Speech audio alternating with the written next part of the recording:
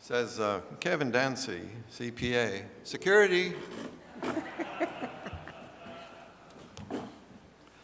Well, the three kindest words to begin any presentation is, I'll be brief. And the purpose of me being here today is to try to give you an update on where we are with international reciprocity and international mobility and mutual recognition agreements in general.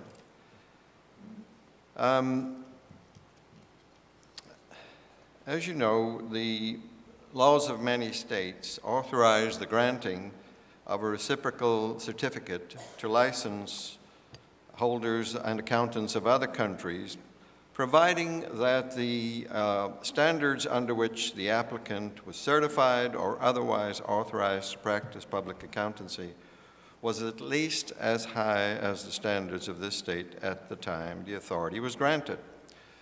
As such, the International Qualification and Appraisal Board, acting on behalf of state boards, has established a process for conducting appraisals using criteria comparable to those which U.S. CPAs must meet to be licensed. And therein is the rub. Currently, we have 6 MRAs in place. As Kevin mentioned, one with Canada. It's a trilateral agreement with Mexico under NAFTA, the North American Free Trade Agreement.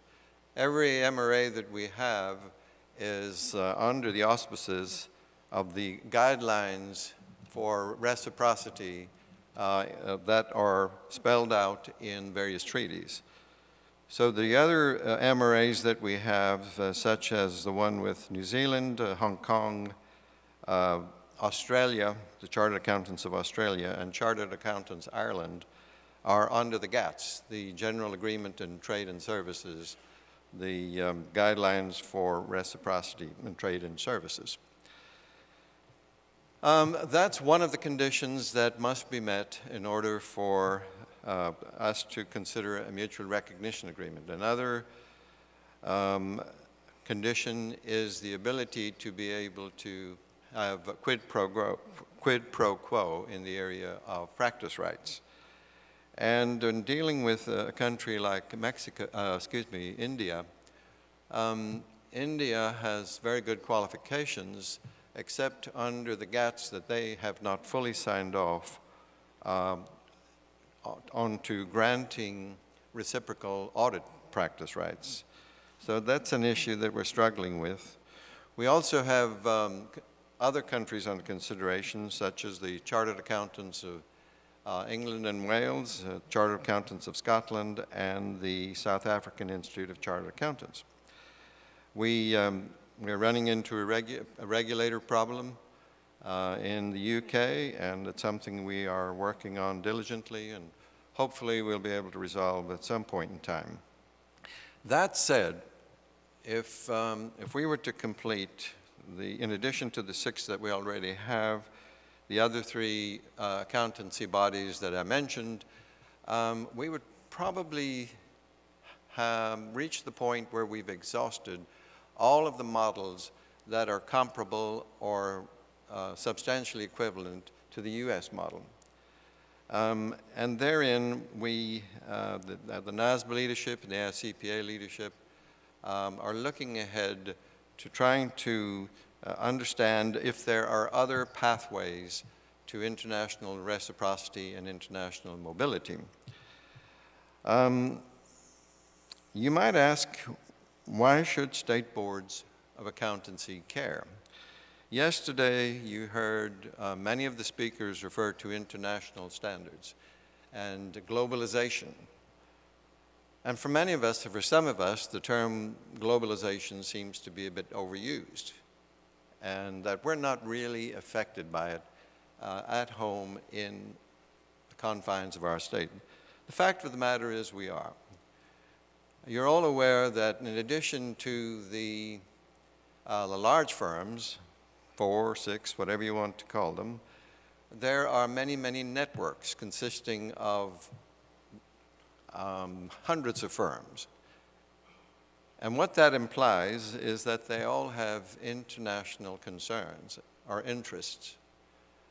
And I can also assure you that in addition to, there's an organization in the United States called ACOS. It's a very fine organization. I have worked and visited with them. It's the Association of Chartered Accountants in the US, ACOS. And they have on their rolls approximately 9,000 members.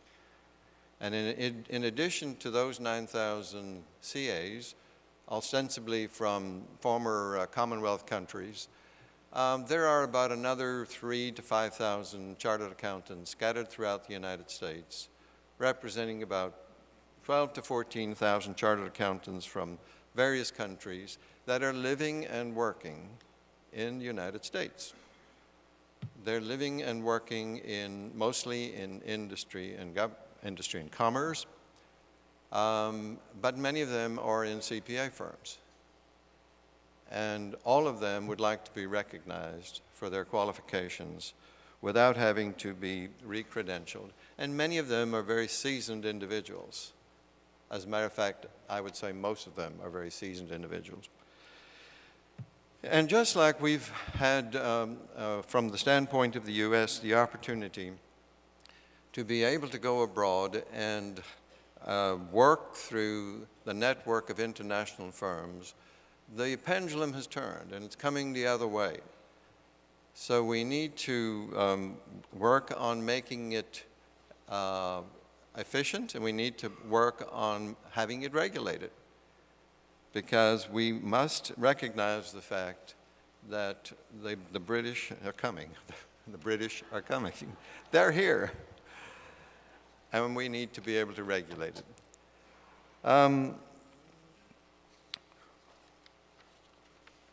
The problem we're having now with mutual recognition agreements is that we are very tied to the 3 E's, not the least of which is the 150-hour requirement. And that's not the model in the rest of the world. The rest of the world doesn't necessarily require university in order to be eligible to join various institutes around the world. The emphasis is on experience and experiential learning. The emphasis is on learning outcomes rather than on knowledge. The emphasis is on apprenticeships and articleships, as they're called in different parts of the world. And as you know, we have probably from a world standpoint the lowest amount of experience requirement in the 1 year, which is the trade-off against 150. All of that by way of saying that we're having trouble matching up. And the need is there from the standpoint of the demand. There are many, many companies in this country saying we need more accountants, and we need for accountants to be able to come in from other countries. We need for seasoned partners from Germany or from Japan or France or where have you to be able to come in and be seconded in the United States for their specialty, for their unique skills. And they want to have the status of being a CPA without having to go through the rigors of sitting for the exam and all of that. So the NASBA leadership and the CPA leadership is looking at trying to determine, are there other ways to develop pathways, international pathways? We are looking at MRAs to determine if there's a way in working with the UAA to take another look and not be less rigorous, but be more flexible on the existing language in the UAA, or if the language in the UAA needs to be changed, why that should be considered. So essentially, I don't have very many answers for you today. I just want to raise some questions, and I want to raise your awareness that there is a need for us to consider other pathways to build on MRAs and to see if we can't enhance not only our opportunity, U.S. CPA's opportunity to function abroad, but for them to be able to correspond and to reciprocate with their counterparts in other parts of the world. Thank you very much.